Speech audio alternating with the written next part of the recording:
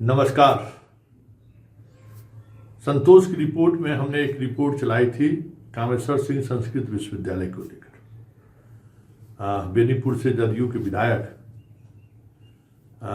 विनय जी या अजय जी कहिए, उन्होंने शिक्षा मंत्री को विश्वविद्यालय में व्याप्त अराजकता को लेकर एक पत्र लिखा था, जिस पत्र पर उच्च शिक्षा विभाग ने राजभवन को संज्ञान लेकर कार्रवाई करने को कहा। उसमें कई तरह के गंभीर आरोप, रजिस्ट्रार खुद गेस्ट हाउस में रहते हैं और चारे देते हैं, बहाली में बड़े पैमाने पर जो बहाली हुई है उसमें बहुत सारी चीज़ें की अनियमितता है, पेंशन को लेकर अनियमितता है, मतलब एक लंबी फहरिस्त शिकायत की जारी हुआ विधायक जी की तरफ से। आज विश्वविद्यालय के कुल सचिव रजिस्ट्रार ने उस पूरे मामले पर अपना पक्ष रखा है कि विधायक जी का यह पहल बहुत ही सराहनीय है और हम चाहते हैं कि इस मामले की निगरानी से जांच होनी चाहिए, क्योंकि पेंशन के भुगतान में और नियुक्ति में बड़े स्तर पर घोटाला हुआ है, बड़े स्तर पर अनियमितताएं हुई है। साथ ही एक बात और जो सामने आया है कि पेंशनर में ऐसे पेंशनर, सरकार की राशि निर्गत हो गई लेकिन पेंशनर को पेंशन नहीं मिला है। ये एक बड़ी शिकायतें हैं, क्यों ऐसा हुआ और उन सवालों का जवाब क्या है, इसको लेकर हम आपको फिर से विधायक विनय चौधरी जी का वो स्टेटमेंट जो उन्होंने टेलीफोनिक दिया है और कुल सचिव महोदय ने जो जवाब हमें दिया उनसे जो हमने सवाल किया है, जो विनय जी का सवाल था, उन सवालों पर उनका क्या जवाब है जरा सुनिए और तय करिए कि संस्कृत के नाम पर इस प्रदेश में हो क्या रहा है। संस्कृत की शिक्षा और विश्वविद्यालय में अगर शिक्षक को संस्कृत में लिखना ना आवे, संस्कृत बोलना ना आवे, तो फिर इस संस्कृत विश्वविद्यालय का मतलब क्या है? क्यों इस विश्वविद्यालय को जो एक खास दर्जा है, किस बात के लिए? जरा सुनिए और समझने की कोशिश कीजिए कि इस तरीके के विश्वविद्यालय में हो क्या रहा है और किस स्तर पर अराजकता व्याप्त है। दो तीन मुद्दा बहुत महत्वपूर्ण है अपने विश्वविद्यालय को लेकर। जी जी जी। एक तो विधायक जी ने पेंशन को लेकर किया है कि पेंशन धारियों को पेंशन पैसा है और पेंशन नहीं दे पा रहे हैं। दूसरा सवाल उनका है कि जो बिहार के विश्वविद्यालय में प्रोफेसर नियुक्ति के जो आयोग हैं, उस आयोग की से नियुक्त जो लोग आपके यहाँ गए हैं उनको 18 महीने से वेतन नहीं मिल रहा है। हाँ जी जी जी। और उसके बाद पॉलिटिकल साइंस के बहुत सारे आपके यहाँ गए हैं, उनकी अभी तक पोस्टिंग नहीं हुई है। फिर कई तरह की आप अपना एचआरए भी ले रहे हैं और अतिथिगिरी में रह भी रहे हैं। इस तरीके के पत्राचार उन्होंने राजभवन से किया है। हाँ, जिसकी जानकारी हम लोगों को अभी नहीं है, राजभवन से नहीं आया है। जी जी जी। तो क्या इसको मानते हैं?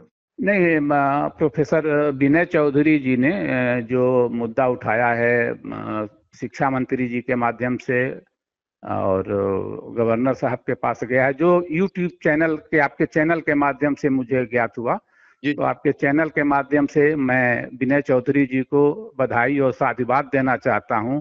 और मेरा यह मानना है कि विश्वविद्यालय में कुलपति और कुल सचिव के ही क्यों, विश्वविद्यालय के सारे क्रियाकलापों की विजिलेंस या उच्च स्तरीय जांच करा ली जाए। यहाँ नियुक्ति में घोटाला है, संबद्ध महाविद्यालयों में दाता बनने में घोटाला है और राज्य सरकार से प्राप्त अनुदान के वितरण में धांधली है, पिक एंड चूज है और बहुत सारी समस्याएं हैं। तो सारी समस्याओं का जो है किसी स्वतंत्र इकाई से जांच करा लिया जाए तो यह राज्य और विश्वविद्यालय दोनों के और जनता के हित में होगा। करोड़ रुपया अभी भी पेंशन मद में राज्य सरकार के द्वारा आया हुआ राशि विश्वविद्यालय में रखा हुआ है, लेकिन उस पेंशन धारियों को न पेंशन देते हैं, न उसका ग्रेच्युटी देते हैं, नहीं अन्य पेंशन का जो अन्य बकाया जो है न वो उपलब्ध करा रहे हैं।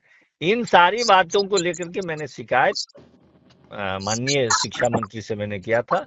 शिक्षा मंत्री ने उसको गंभीरता से लेते हुए और उस पर जांच के लिए उन्होंने दिया है, राजभवन को, लोक भवन को भेजे हैं कि आप इसको जांच करके बिंदुवार जांच करके उस पर कार्रवाई करके हमें सूचित करें। दूसरा प्रश्न है पेंशनर्स को नियमित पेंशन दिया जा रहा है। प्रति माह जो है विश्वविद्यालय जो है राज्य सरकार से धनराशि प्राप्त होने पर 5,49,00,000 रुपये जो है प्रतिमाह पेंशन का भुगतान करती है।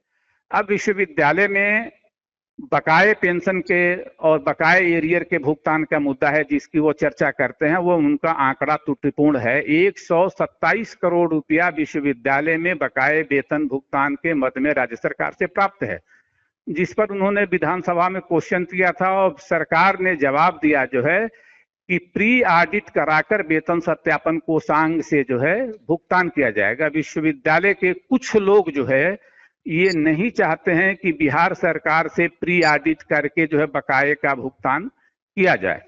इसी के तहत जो है काम किया जा रहा है। बार बार महाविद्यालयों से जो है बिल पत्र मांगे गए हैं, 100 विपत्र आए भी हैं अप्रॉक्स जो है, और उसको तत्काल जो है बिहार के शिक्षा विभाग के वेतन सत्यापन कोषांग को अविलंब भेजा जा रहा है। प्री ऑडिट होने के बाद जो है भुगतान कर दिया जाएगा। चूंकि सरकार जो है कृत संकल्पित है कि वित्तीय अनुशासन, शुचिता और पारदर्शिता को ध्यान में रखते हुए प्री ऑडिट के उपरांत ही भुगतान करना जो है आवश्यक है। तो राज्य सरकार के दिशा निर्देशों को पालन करने में कुछ लोग जो है अवरोध पैदा कर रहे हैं, जिससे हमको बहुत दुख होता है। जी जी। और इसीलिए वह भुगतान है और 108 लोगों को बकाया पेंशन दिया गया है। पेंशन अप टू डेट है और जो है करेंट ईयर में जो रिटायर कर रहे हैं उनको भी तत्काल सारा पेंशन आदि भुगतान किया जा रहा है। लेकिन जो बकाया एरियर है, जैसे एक मैं उदाहरण आपको दे रहा हूं, 7th पे स्केल में जो है राज्य सरकार ने इस विश्वविद्यालय को सारी धनराशि भेज दी 19 में।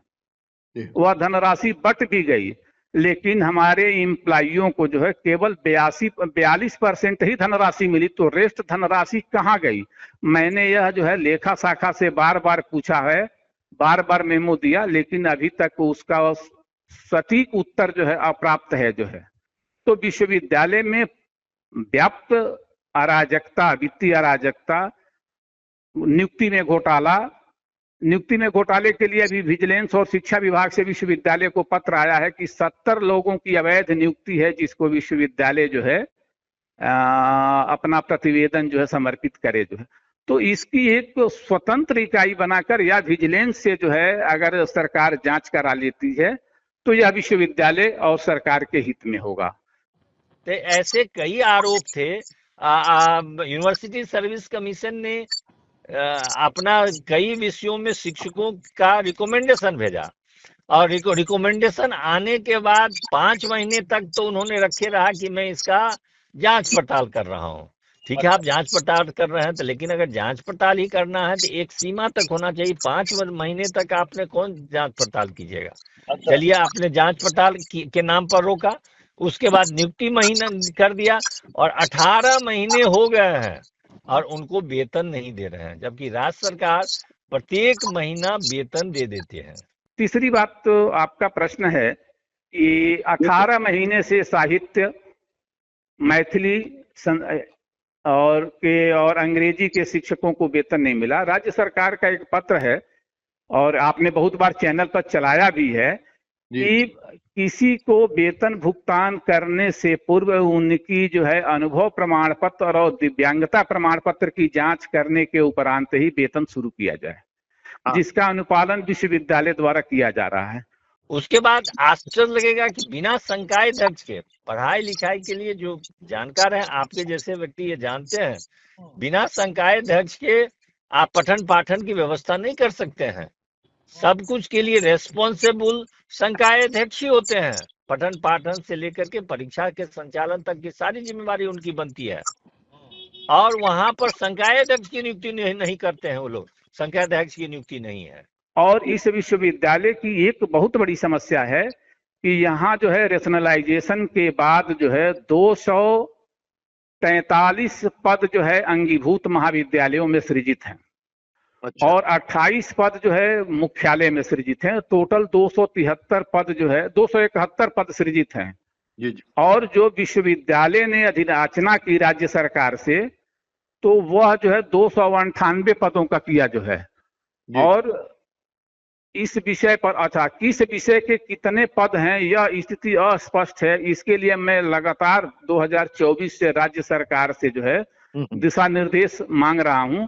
अभी 15 नवंबर 2025 को बी राजेंद्र साहब जो है के साथ एक विश्वविद्यालय के कुलपति और कुल सचिव पदाधिकारियों की बैठक हुई, जिसमें यह मुद्दा मैंने उठाया। तो उन्होंने जो है अपने जो है प्रोसीडिंग में लिया कि विश्वविद्यालय जो है अपने स्तर से जो है पदों को चिन्हित कर ले।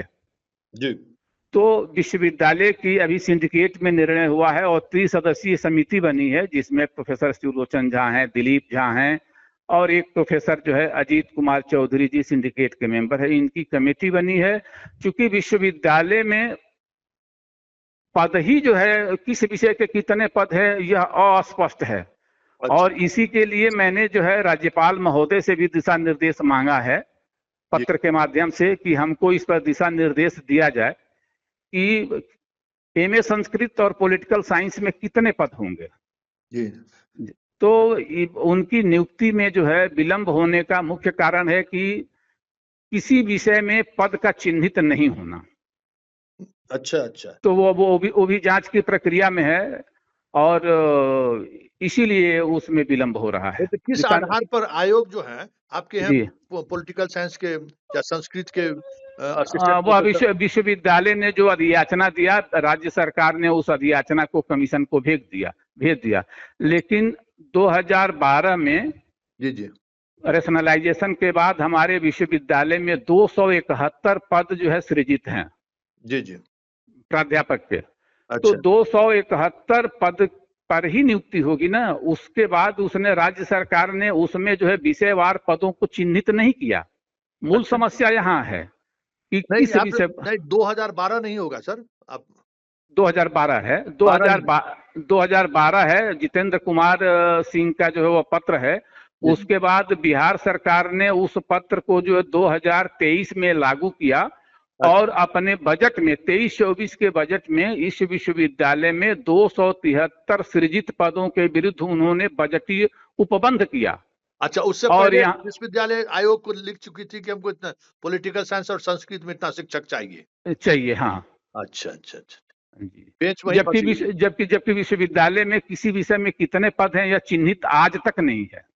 ओह, ये समस्या। चलिए। और दूसरी समस्या ये भी है कि एक विषय है मैथिली, जहाँ इस विश्वविद्यालय में एक भी पद सृजित नहीं है और उसमें 5 नियुक्ति कर दी गई। तो मैं तो स्वयं चाहता हूं कि इसकी किसी एजेंसी से निष्पक्ष जांच करा ली जाए। चलिए सर, बहुत बहुत धन्यवाद सर। ठीक, अच्छा प्रणाम। नमस्कार सर, नमस्कार।